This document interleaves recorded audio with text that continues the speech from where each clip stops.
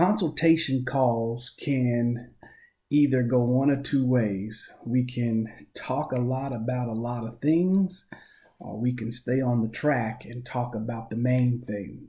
I think it's all in how we approach it and what we do in the course of controlling that conversation. So 5 steps that I want to give today. There's way more steps. I just want to give 5 things that could help bring a sense of order and flow to a consultation call. First off, number 1 is we ought to be prepared and on time to this call. It sounds like an obvious, yet the on time is, the prepared's not. Sometimes we just get on the call and just do our thing. But I think that if you're going to have somebody set up the call, we ought to do a little bit of homework on who it is we're going to talk to so that we can provide them as much value and be in position to know maybe what they're coming onto the call for. Number 2, thank them immediately, early and often in the call for even having the courage to go through and set up this call. Nowadays, that many people have to give us their name, email address to get to our calendars or talk to an assistant. So it takes effort for them to do that. And I want to thank them early and often for doing that and just setting the anxiety, lowering the anxiety level as soon as possible. Number 3, set expectations. Now you want to be in control of the call, but you want them to drive the call. I want to be in control of the call, but I want them to drive the call. So how do I do this? I'm the one asking the questions. They are the ones driving the information. Now, when that happens, we have to be an active listener, present in the situation, not distracted, not disturbed, not trying to multitask. I need to be in the moment. You want to be a great closer? Learn to be a great listener.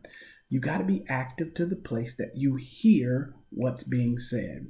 I have to be very diligent in listening to what is being said. I don't want to hear feeling. I want to filter feelings from facts.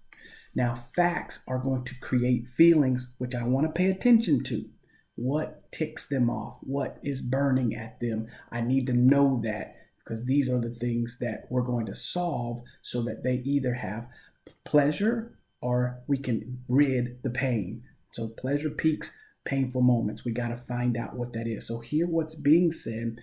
Also hear how it's being said. How it's being said is important. I'm listening for tone. A lot of our communications, as you know, is nonverbal. So I'm listening for that so that I can see how it's being said because I'm seeing the depth of the impact of what they're in. Hear what's not being said. Not just what's said, how it's said, but what's not said. Are they leaving something out? Do I need to ask another question? Do I need to dig just a little bit deeper? And then finally, hear what's wanted to come out, what's wanted to be said. So these are being active, 4 things to be an active listener. Now, as I'm hearing these things, it is a great practice to restate, reword, clarify for clarity. I want to restate what I just heard them say, but reword it in order to clarify for clarity. The worst thing is to think you're solving a problem that's not the problem. So we do this step here before we move to step 4, which is that in step 4, I got to send stories that seed the offer. Step 4 is when I can send a story back to them that seeds the offer. Now remember, they are driving, you're just controlling. So don't dominate the conversation. Oh, this is where I used to make my biggest mistakes is I would hear something and want to solve it right then. And I would take over the conversation. They would get their answer, but they wouldn't turn into a client.